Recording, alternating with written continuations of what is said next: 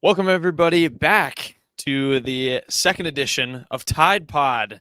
And as you can see, we have another person joining us. Like I kind of teased, I know he was gone for the first episode, but going forward, we have Brandon Howard, Tide Illustrated's lead recruiting analyst, joining alongside myself and Tony Sukalis, all from Tide Illustrated, give you guys the best Alabama information you can find out there and insight. And we're starting things off. Brandon, first of all, welcome in. If you want to give a quick intro, I know because you weren't on the first one. Glad to have you back. You're out in Cali traveling, which we'll talk about a little bit. Yeah, absolutely. Great to be happy to be on. I'm excited to get this thing kicked off. I think this is a long time coming. Just to put three minds together and talk some Alabama football and recruiting and basketball. Alabama has a lot going on, so excited to chat. Yeah, the whole 9 yards. We get more antsy, even though we all get to write about Alabama. We just still want to talk about it more, so we have to give ourselves more outlets. But with that said, Tony and Brandon, let's dive into where Alabama was at last week. Obviously on the bye week now, and we're going to give kind of just a mid-season sort of assessment of this team. But let's start with the big game they had over the weekend, third Saturday in October, and the Crimson Tide got it done. Avenged, I should say, their loss to Tennessee on the road in Knoxville last season. Tony, I'll start with you being at that game. First impressions, Bama able to light the victory cigars. I know we talked a lot about that at the end of last episode, but the boys from Tuscaloosa got it done and get the 34-20 win. Yeah, at halftime, I was ready to write this team's obituary. I was looking up; it was going to be the first time since 2007 that Alabama would have had two losses before the bye week. Like basketball season was going to start before basketball, and that was just going to be really rough. And I didn't see any way with the way that Alabama played, especially, in that first quarter, any way that they were going to come back. They looked listless on offense. The defense was allowing Joe Milton to kind of pick it apart at times. And it just looked, it was 20-7 at the half, and it could have been worse. It could have been, like 28-7, and so I just thought it was, it was going to be a rough second half, and it was the opposite. They came out, Jace McClellan had that big run right out of the break, and then Jalen Milroe hits Isaiah Bond for a touchdown, and all of a sudden Alabama's back within one score. Then you have the fair catch botched rule where, the wrong person signaled the fair catch, so they have to start at their own 3 or 4 yard line. They force a punt. Alabama comes right back, gets a field goal, and then stops them on fourth down and gets a touchdown, and all of a sudden Alabama's in the lead. It's crazy how it. I think that the first quarter was the worst quarter of football Alabama played all season, and then the third quarter might be the best quarter of football that Alabama's played maybe in the last 2 years. So it was just I think this game just shows what Alabama can be when everything's clicking, but it also shows what it can be when nothing's clicking. Yeah, Brandon, what was your impression of Saturday? I did watch from a fan's perspective. I could tell about my feelings towards Tennessee, but I think they're very much in tune with the rest of Bama Nation. But I think from a recruiting perspective, I think it spoke volumes to who this team can be. Early on, you take some haymakers. You see Joe Milton turn around and to take your celebration on a questionable catch at that, but it was definitely a catch. And then you see Tennessee go up early, and I like Tony. You start asking some questions like, is Tennessee going to run Alabama off the field? And then to see Alabama respond and not give up a single point in the second half just speaks volumes to who the defense has tried to show themselves to be, despite being put in some inopportune situations. To see the defense respond the way they did, and then the offense to kind of explode, kind of made things come full circle for me, especially, early in the year, they showed some flash, kind of struggled a little bit earlier on. And then now you're kind of being able to see the full arsenal from a recruiting perspective. What's a bigger win than that against, what would be considered a rival, even though you beat them over the head most years, except for last.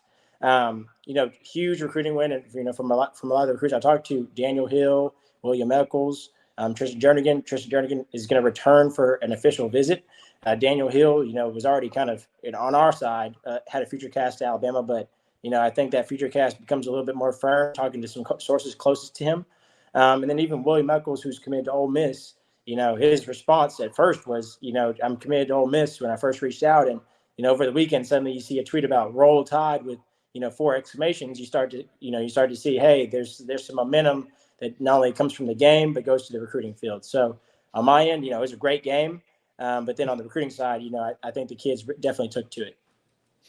Yeah, and Yeah, this is a series too. Let's not forget that it has its streaks, And if you let Tennessee win 2 in a row, then you go back to next year to Knoxville, and they're going to have a better quarterback in Nico, and then all of a sudden maybe they win 3, and then all of a sudden it becomes a streak the other way. So I think it was a big deal for Alabama to kind of like stop the momentum, like Brandon said, on the recruiting end, but also just in terms of this rivalry and just, stop it. Hopefully we get to keep this rivalry. I'm talking about, streaks in this rivalry now. I mean, shoot, this next year might be the last consecutive year we get with this rivalry.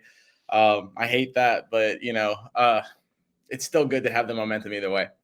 Yeah, definitely. It felt like a bit of a head-turning win on, from, like Brandon said, some of the recruits watching this game, but then obviously from, the momentum of this rivalry that hopefully stays intact. Tony, what did Saban and the guys say after the game that kind of stuck out to you in terms of, their immediate reflection of turning this game around, if you could even see them through all the cigar smoke?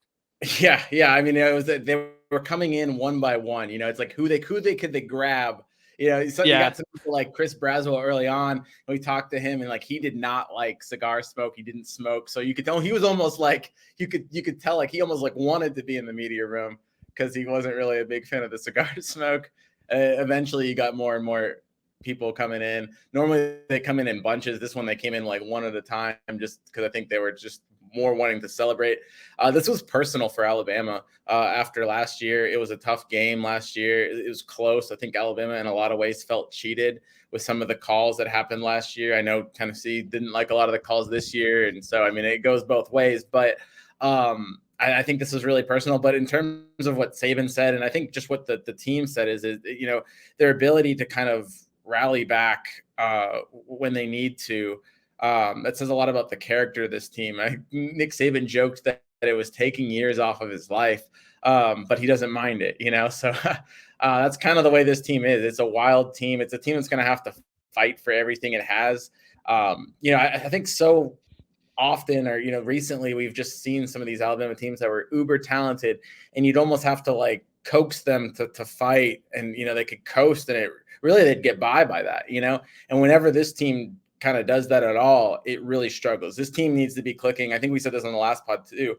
This team needs to be clicking at 100%, or else it's just not going to be a contender. But when it is clicking at 100%, and if it can continue it like it did in the third quarter, or in most of the second half, I think that this team can be a national title contender, especially with the parity in college football. So I think there was a lot of optimism on the team. I think they were really happy about this bye week. 8 straight weeks.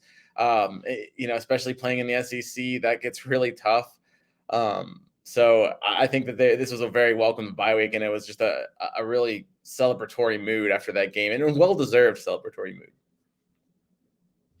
Yeah. Brandon, I know you're watching from the fans' perspective, and I think, from that side of it, I am kind of curious because obviously I think, Tony, you could feel the momentum shifting and stuff kind of turning in that third quarter. But Brandon, I'm curious from your perspective, what like plays or moments stood out in this game that you were like, all right, this tide is turning, this momentum shifted really back in Alabama's favor? Because like you mentioned, it was such a tale of two halves, as much as a tale of two halves can really be. What kind of moments stood out for this team that you were like, okay, they're able to fight and kind of scrap their way back and then eventually pull this one out? Yeah, I think it was 3 moments specifically. Funny enough, they all happened in the second half, and 2 of them featured 2 players from Texas, where as you look at the recruiting side of things, Texas seems to becoming a warm spot, especially with early signing day right around the corner. But Jalen Milroe touchdown to Isaiah Bond. Isaiah Bond has so much struggled a little bit this year to kind of be the guy. Struggled a little bit with separation. I mean, if you're just watching the tape, but he started to separate himself in recent weeks. And with that touchdown early in the third, striking early, something that Tennessee is known for, it kind of got everybody's attention that, hey, Milroe's willing to throw the deep ball. Isaiah Bond, kind of wants to be that number one receiver. Second to that was, the run by Jace McCullough. He's definitely battled, while he's been at Alabama, battled to even work his way up the depth chart, to let alone be the guy, which I would, strongly say he's the main back this year. And when he ran into the end zone, he tapped his wrist and said, like, basically, it's time. That the tide is turning right now, and we're full go. And then I'd say the late fumble recovery for a touchdown, simply because usually when you play Alabama, if they create turnovers, you're going to lose the game. And I think it was just the cherry on top, and really the blessing that the defense had really earned, just based on the quality of work they put in that second half, to say, hey, we're gonna top this game off with a touchdown ourselves, and really put this thing away, where you didn't see either team score after that, but Alabama wasn't giving up any points. So I'd say, from a fan's perspective, those three moments stood out. They're all second half moments, but it seems to me that this team is kind of a second half team. Yeah, I'll add to, you mentioned Jahad Campbell's fumble recovery for a touchdown, but that fourth down stop he had on Milton, leading into Jace McClellan's touchdown run, to give Alabama the ball, that was an underrated. That was, to me, just as big as his touchdown recovery, just because that was a moment where you allowed Tennessee to get a first down on 4th and 1, and all of a sudden they might score. So a huge game for Jahad Campbell too, and he was a guy that was stepping in for Tresman Marshall. I think Alabama's got a couple of guys that they're starters, but they don't start. I think Trey Amos, as a cornerback, he came in for Terrion Arnold after he got a concussion. He's a guy that could start every week. He just doesn't, because there's another really good guy in front of him. And then Jahad Campbell coming in for Tresman Marshall with the bruised ribs. I think Jahad Campbell, could start every week too. It's really close. So it's like Alabama has 13 starters on defense instead of 11. Yeah, definitely. I mean, and then that depth is nice, and it comes into play, clearly in this game when they have to flip momentum. You need that stop, or you need your defense to create points in order to climb out of the hole they put themselves in the first half. So let's turn now. You mentioned, Tony, that like a lot of these guys seemed like they were looking forward to the bye week. I know, this late on in the season, you've been playing, for so long, that bye week can't come soon enough. And in the first half, maybe it felt like they were overlooking the game to get there. But this Alabama team is at the bye week, and I'd like both of y'all's takes on this. Tony, you can go first, and then Brandon, if you'd like. Just where do you feel like this team is at? And it seems like, I know from what Tony and I's conversation last week, it's a bit hard to read almost on a week by week basis of where this team can get to. But now, 7-1, you're number 9 in the country. You got over Tennessee, and then obviously you have the big one following the bye week. But yeah, just kind of give me a gauge on where you feel like this team is at, and how it's feeling heading into the rest of the year here. It's crazy because it's like, poor as this team has played at some points, it's right about where you thought it would be at the bye week. I mean, I think most people didn't think that they were going to make it undefeated through the first game now, or throughout the first 8 games, so the 7-1 is kind of like where I think a lot of people expected Alabama to be. I don't think they expected it to be this close in some of these games, and I don't think they expected some of the struggles that Alabama's had, but Alabama's got itself in a position where, it's in a good spot. They won't be in the top 4 of the college football playoff when that gets announced next week, but they're in a position where they kind of control their own destiny. I think if they win the rest of their games, they'll be fine. They beat LSU. They're pretty much, they'll have to wait for Ole Miss to lose another game, but they're pretty much in as the SEC West champs, and that punches a ticket to Atlanta. If they win against LSU, I don't see them losing to Kentucky or Auburn or UT Chattanooga. So that sets up basically a playoff game to get into the playoff. So I think they're where they need to be. I think you're starting to see some momentum. Brandon brought it up with Jalen Milroe. I mean, like he seems like he's slowly but surely getting better, but it's still kind of slower than I think most Alabama fans would like. But he's getting better, and you're seeing it. So there's a little bit of reason for optimism, especially after that second half against Tennessee. There was a long nod of a head from Brandon there on Jalen Milroe. I mean, absolutely. I mean, I agree with Tony. The mention even earlier this year was well due. But, even going into that game, I did flirt with the idea that Texas did have the firepower. And they did ultimately in that game. And so I kind of really should have went with Texas, but it feels weird to go for their team when you're riding for them. But that said, I think Bama like overall has definitely built to this point. Just kind of seconding Tony's comment. I think the win this weekend was huge. I can't speak volumes to how big this win was. LSU still to me has some questions they need to answer, and even based on last year's game and the overtime and the storming of the field. I mean, if it as a fan of college football, you as LSU, you should not be storming the field like that. Like the type of program that you are, you should not be storming the field against Alabama, that because it sets the tone that you're really not supposed to beat them. And if I'm Nick Saban, I'm holding that grudge going into the game next week. So for me, Bama was kind of the team that Georgia was the team, but Bama was the one lurking there. That if they put all the pieces together, you know, Georgia kind of avoided them a couple, a little bit recently, but with the way Bama is projecting right now, the way they're kind of coming together, and you look at that win, I think that's one of the best wins across college football this entire year. Just the position they were in, it was at home, it wasn't even on the road, so the fans could have almost given up on the team. They stayed there, they stayed true. The Bama team that we'd hoped for showed up, and I think things are trending in the right direction. With potentially SC championship en route.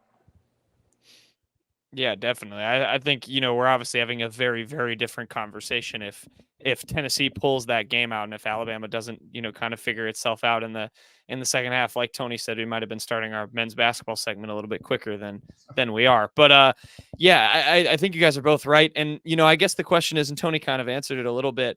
I mean, the path is there, right? But I do kind of want y'all's honest opinion. I mean, you realistically are looking at LSU and getting through that hurdle and then getting to Georgia, assuming Ole Miss, probably stumbles along the way. Can this team, in your eyes, reach this college football playoff, or do you think one of either LSU or Georgia will prove a bit too much? I know you guys both said LSU, you think a little bit has more to show. I'm not sure. I think that they will beat LSU. I thought that Tennessee was the harder of those two upcoming matchups. Now, this team is certainly capable of losing to LSU, and I think Jaden Daniels, if LSU had one loss, or even if he beats Alabama, I think he's probably the Heisman favorite. I mean, maybe if Michigan stays undefeated, maybe not. But I think Jaden Daniels, look at the numbers he's putting up. And I did a story today or Thursday, that kind of talks about him and Jalen Milroe being the two best deep ball passers in the nation. And, Jaden Daniels can really sling it. He's going to be a problem. The thing about it is I just don't like LSU's defense. When you're breaking down the deep balls and you're breaking down everything, I think Alabama is going to be able to move. I think they're, both quarterbacks are good at delivering deep balls. Both offenses can hit those big plays. I think it's going to be a lot harder to hit those against Alabama's defense than it is against LSU's defense. I ultimately think that that's going to be the deciding factor in that one. But I think they get past that one. I don't know about Georgia. I think Georgia, even if you go up to like a lot of last year, has been just getting by, and they really haven't had many challenges in their season this year.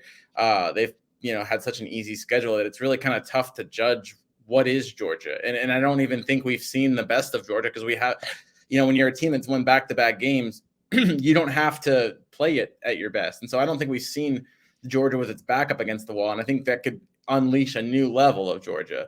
But sometimes with those teams, because they haven't played in these tough games that Alabama's played in, sometimes they're not ready when they get hit for the first time. So maybe all this, adversity and just the sludge that Alabama's had to walk through this season, maybe that ends up helping them against a Georgia.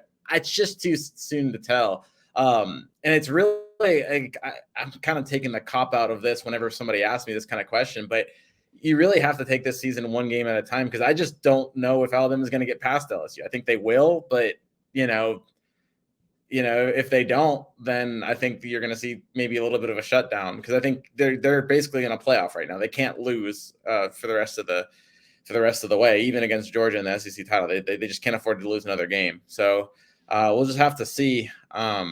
I think those are the two games you circle, though. And I think maybe even the game at Auburn, not like Auburn's playing really well, but that it always gets crazy over there at Jordan-Hare. So, keep an eye on that one as well. You can't really take even that one for granted. And if you look at, this Alabama team, it can't afford to get ahead about itself if it does so happen to beat LSU next Saturday.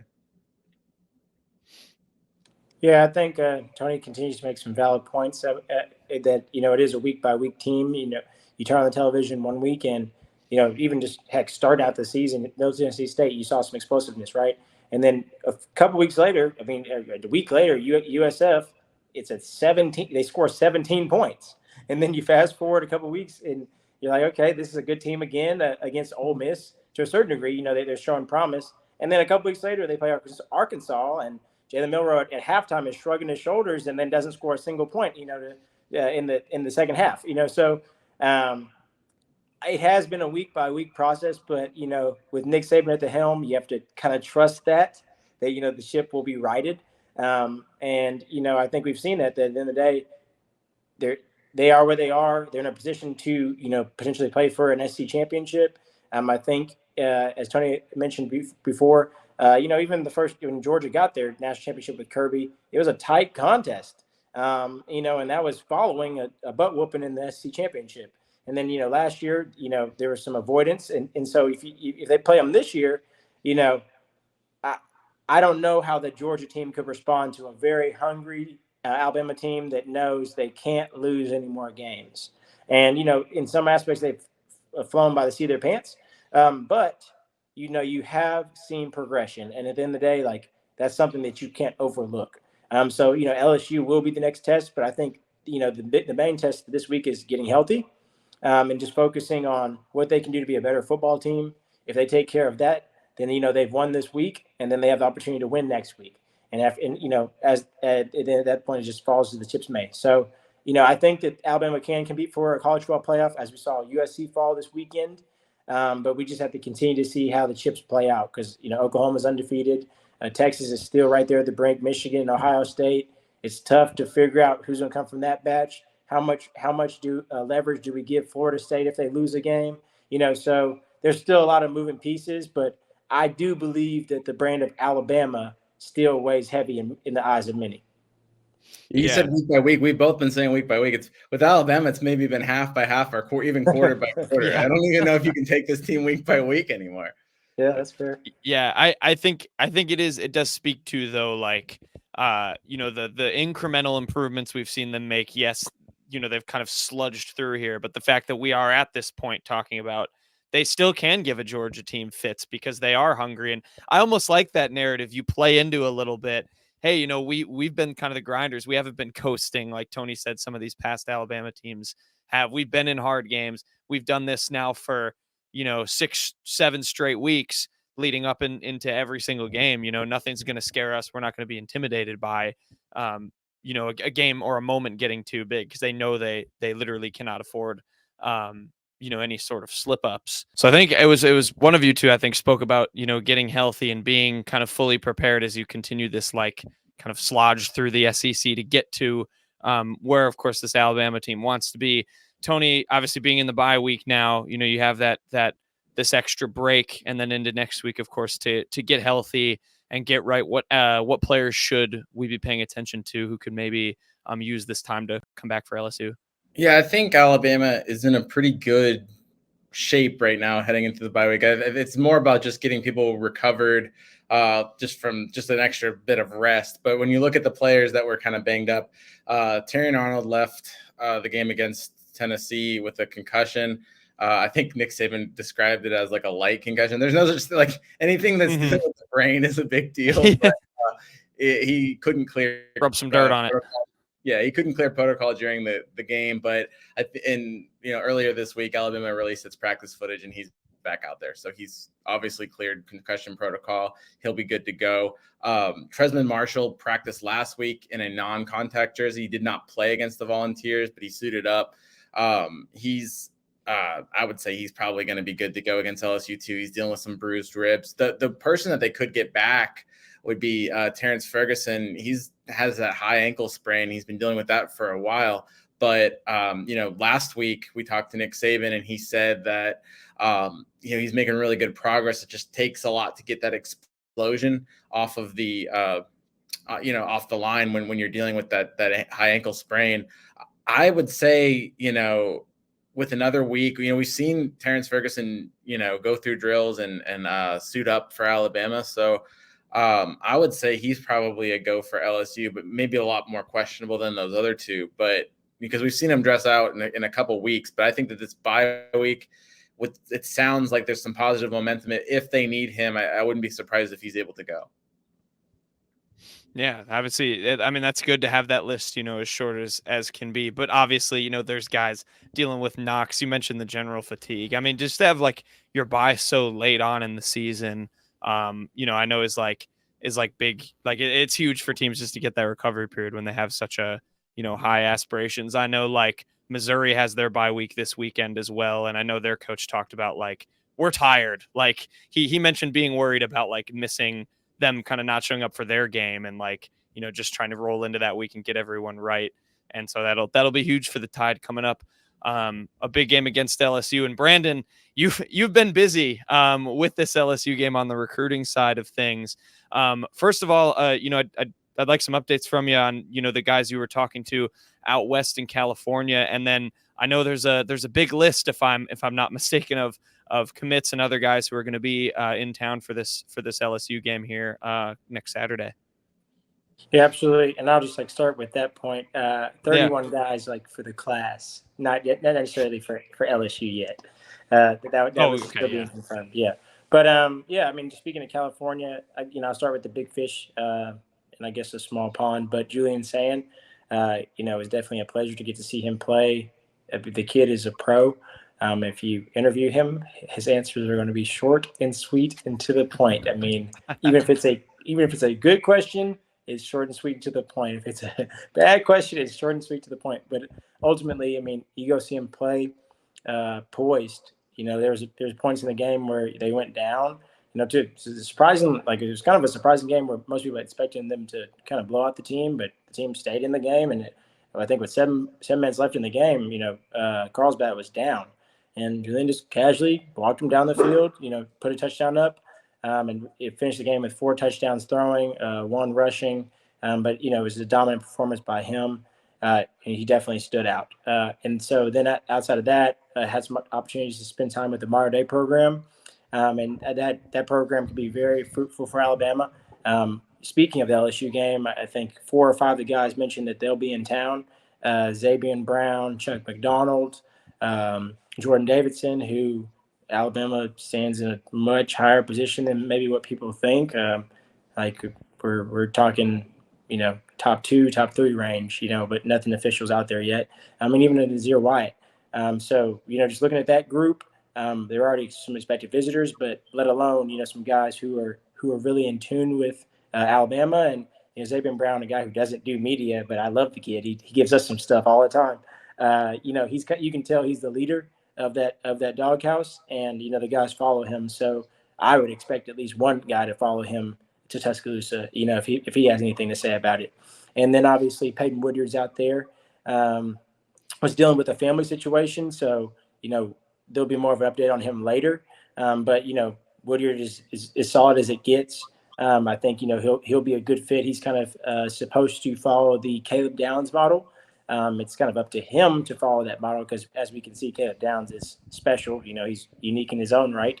But Peyton Woodyard wants to follow that path and was inspired by Caleb Downs in many regards as far as having an immediate path to the field, maybe not even just special teams, but actual in-game reps and the potential of seeing some starting time. But, that's up to him to make that happen.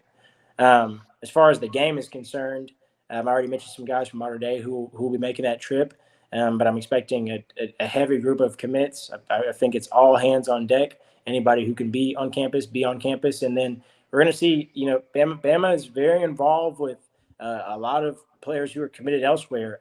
You saw Aaron Hampton on campus this weekend. The kid's subtle, but, you have to read the tea leaves. He has a good relationship with Jalen Hale, who, has had his moments.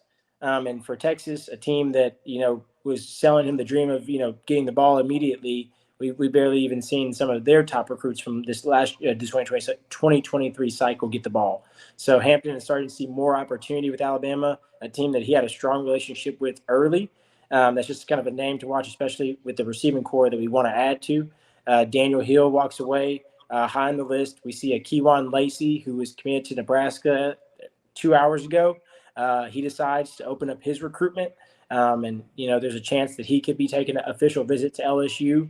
A William Eccles that I mentioned earlier. So right now, the way things look for Alabama, at least according to some sources I spoke with, the Tide are looking to take in about 31 players this cycle, 30 to 31 players. And that could consist of probably about 5 to 6 more high school guys. So there's definitely been some movement on the recruiting trail. I mean, I think I put out a tweet about decommitment season, ?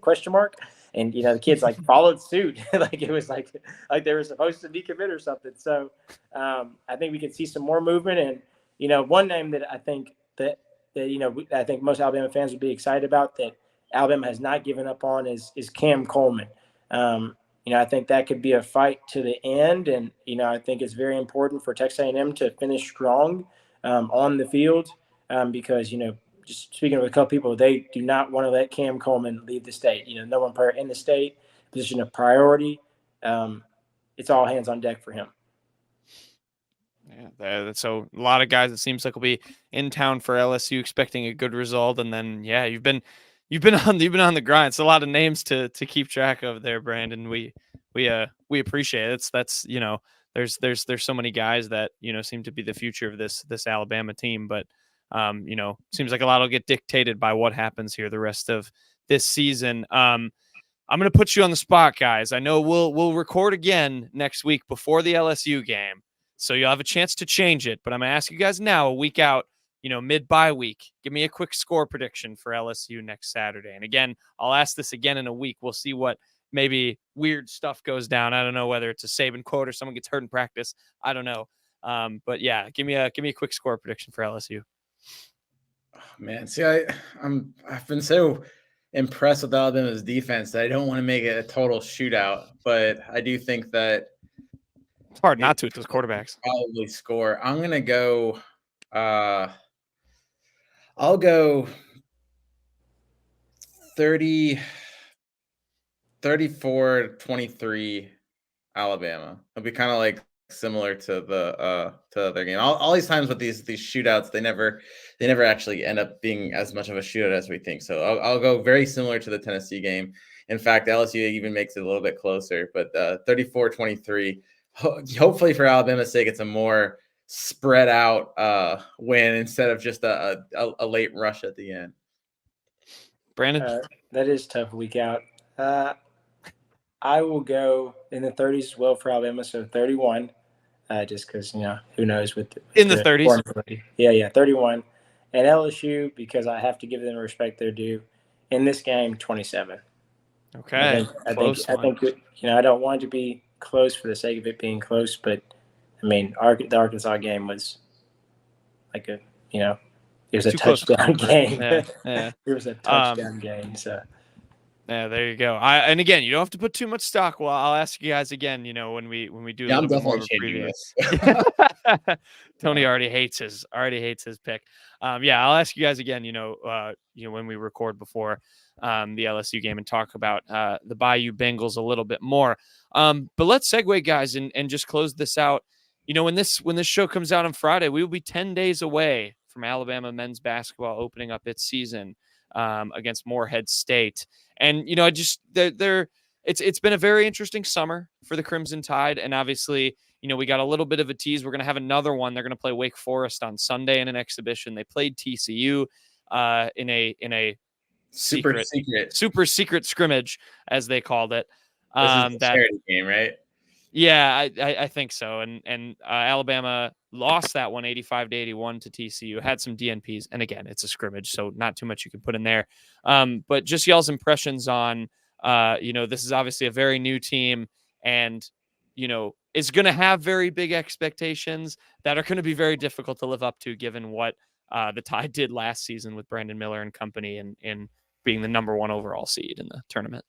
Man, the biggest thing from that is Sam Walters going 7 of 12 from beyond the arc. I mean, I think people knew that he was good, but it kind of seemed like he was too skinny of a kid. He's a 6'8", 200 pound, maybe not even that, maybe like 190. I'm going to look it up right now. what he is. They have him at 6'10", 198. He's a skinny kid that, you thought maybe he had to fill out before he could make a difference, and maybe he'd have to wait a little bit his first year to play. Shoot, if he's going to go 7 of 12 from beyond the arc, he's going to play. Maybe not as the true post forward that he's going to eventually develop into, but he's a guy you're going to put out in the corner and just kind of drive and kick it out to him, because with that size, and if he can stroke it like that, good luck guarding him on the perimeter. There's not that many guys that can guard a 6'10" shooter in college. So that's a really encouraging thing. I think you saw just a lot of the players that, you would hope, contribute. Aaron Estrada had a good game. I don't have the numbers quite in front of me. I can pull those up though, but he had a good game.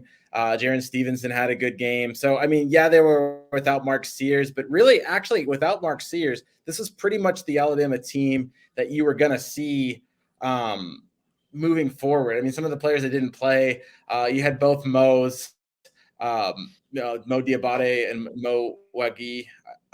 They both didn't play. That they'll contribute a little bit more than Davin Cosby, who didn't play. But this is basically the bulk of the Alabama team you're going to see. But yeah, I'm pulling up the numbers right now. Aaron Estrada, 19 points, 5 rebounds. You had Grant Nelson, 13 points, 9 rebounds. Jaren Stevenson had 10 points, 5 boards. So those are the kind of guys that you want to see playing well, because those are the guys that you're kind of going to be most likely counting on. You add Mark Sears to that bunch, because Mark Sears is going to be another one of those really important names for Alabama, and I think it's fine. I mean, I don't think you get too caught up against or about scrimmage losses. They got whipped. I forget the score, but they got absolutely destroyed by TCU last year, and it kind of woke them up heading into the season. So the fact that they only lost by 4 teams, TCU is a decent team. So I expect a different showing against Wake Forest, and I think this team could really hit the ground running. And if you get guys like Jaren Stevenson and Sam Walters, freshmen, come in and play really well, this could be a team that I think people have high expectations for it, but it could even exceed those expectations. Brandon, go ahead. Yeah, just following up on that. I mean, I don't get too caught up in early season as far as like the college basketball is concerned, just because, you make it to the tournament, anything's possible. Literally anything is possible. And, based on the brand that Alabama's been able to build on the basketball court, they've gained some respect, and the SEC conference as a whole is just competitive. You see teams kind of vying and jockeying for position.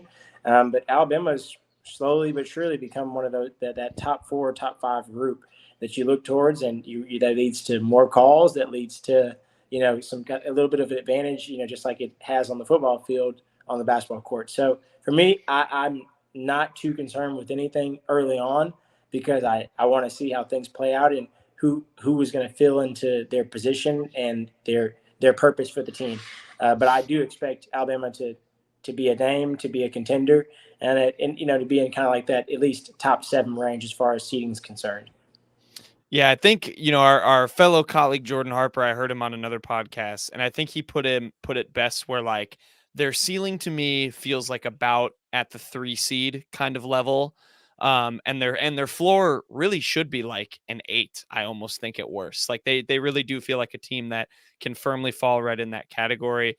Brandon said it. The SEC is really, really good this year. If you're in the predictions, I think Alabama might have been 5th.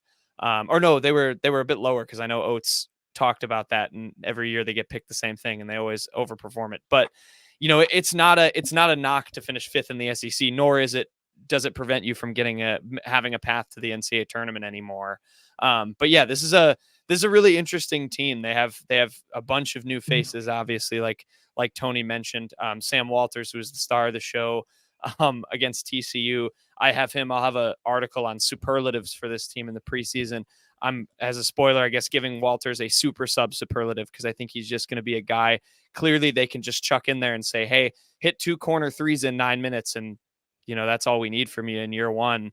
So, that's obviously super promising. But it's going to be a different a new look team. And like, I get it'll be hard for people, I think, not to have the expectations of what happened last year. But I think this team can firmly be in the NCAA tournament come the end of the year, as long as everything gels. I'm curious from you guys if you have a player, whether it's Walters just building off of his momentum, or even a couple guys like that you're just looking to watch, wanting to see how they kind of develop as the year shakes out.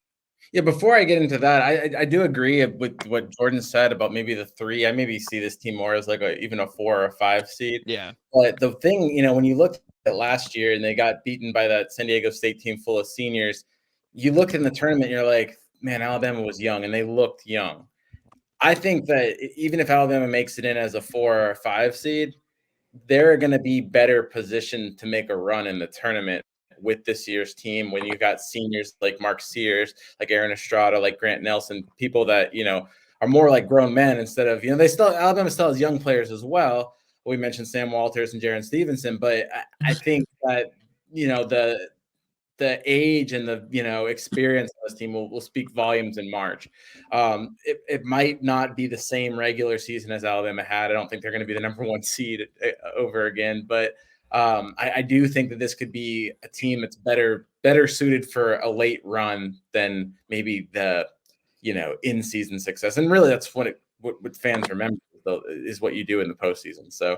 Yeah, and as far as the guys that I'm looking for, I think that if Jaron Stevenson, he's a guy should be a high school senior this year, committed or enrolled early. What do you call it? I can't think of it, but reclassified up. Yes, Yeah, sorry, reclassified early. So a lot of people are kind of almost comparing him in terms of being a sleeper, not in terms of maybe their overall game to a T, but to a Noah Clowney, a guy that went from being somebody that was kind of slept on in the recruiting process to a certain extent to being a first-round pick in the NBA. If Jaron Stevenson can do that and can kind of exceed his expectations, which it already seems like he's kind of on the way to doing, then you can start playing a Grant Nelson at maybe a 3 instead of a 4. And I think that could be really important. I think Grant Nelson's a guy that's going to be a good offensive player, but is he really the big that's going to bang as much bodies? Maybe not. So, but if you can play him as a 3 and play Jaron Stevenson as a 4, all of a sudden, I think you're getting that depth. And it just, whether or not you do that, it still gives you the opportunity to do things, gives you more versatility. I think he could be the big, if you're asking me for an X factor, I don't know what you have in your superlatives, Jack, but if you're asking me for an X factor, Jaron Stevenson would be my X factor on this team. Well, Tony took the words out of my mouth because, of course, I'm going to go with like a brand new prospect, but Jaron Stevenson was definitely up there for me. But he spoke too highly of it, so I'm just going to go with Grant Nelson. I want to see how he balls out there. I like the size. I like the fact that he transferred in, and transfer guys are always exciting to me, and they can always add value late down the stretch. So, because he has my guy, I'm going to go with Grant. I can't wait until Alabama starts giving out like the fake. I just guarantee this promotion is going to happen. To the student section, they're going to give the fake mustaches out. That's got to happen. Oh, the Grant Nelson statues. Yeah, you're going to have to do that. If Alabama is not already working on it, they need to start right now because that's going to be a hit. That's a promotion waiting to happen. I do also, on that end, I do have a superlative. I'm giving a best NIL opportunity, and I'm giving that to Nick Pringle because Pringle should reach out. I mean, it's a match. That's a match made in heaven. And I think if I have to pick an X factor, you guys both went with kind of newcomers. I do think for me, as I keep evaluating and overreading into this roster as much as I can before games start, I keep going back to Mark Sears. I really think Mark Sears is going to make such a big difference on where this team ends up at the end of the year because he is a returner. He transfers in from Ohio. He made the jump from mid-major to, kind of this high major level like some of these other guys like Nelson and Estrada are trying to do. And he's just going to have such an expanded role. I know he managed to be their second leading scorer last year, but you're going to ask him to be like way more of a leader now, in addition to growing his contributions on the floor last year. I really think he's going to make a massive difference as to where they finish up, how he gels in that backcourt with Estrada. I think will be really, really interesting.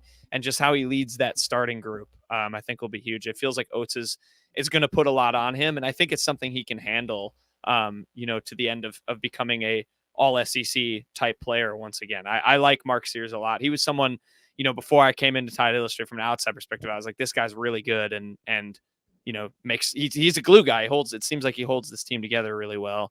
But yeah, definitely a lot to look forward to. Any final thoughts on hoops? Any last takes preseason? 10 days out. Obviously, we'll talk a whole lot of basketball as things get underway. Some big games. Got Purdue, Creighton, Arizona all in a row. Some wild stuff on the schedule.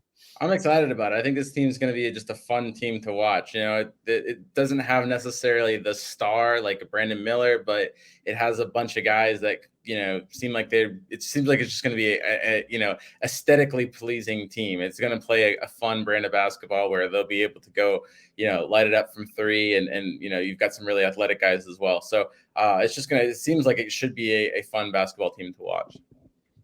Yeah, and on my end, I think it just speaks to the volume of where Alabama is as a program, where you can flip the page to a new sport and you're right in championship contention, right? And so I think that's exciting to see that the program doesn't stop. You know, the standard is across the board, not just with football. Yeah, definitely. I mean, it's been a home run hire since Oates has gotten in there, and you know, he's had a rocky season or two, but you know, he clearly put his group together this year, and it'll be fun to see what he does. All right, that'll do it for Tide Pod, second episode in the books. Everyone, you know, go enjoy a stress-free weekend watching the SEC. The slate. I was looking at the slate earlier. Not too many good football games on the docket. You know, you got Tennessee, Kentucky in there, but you know, nevertheless, everyone can kind of enjoy a little bit of a stress-free weekend of football, and then we'll be back next week to dive into LSU, take a look at the Bayou Bengals, see what chances Alabama has to continue its hope at the college football playoff. Hope everyone enjoyed the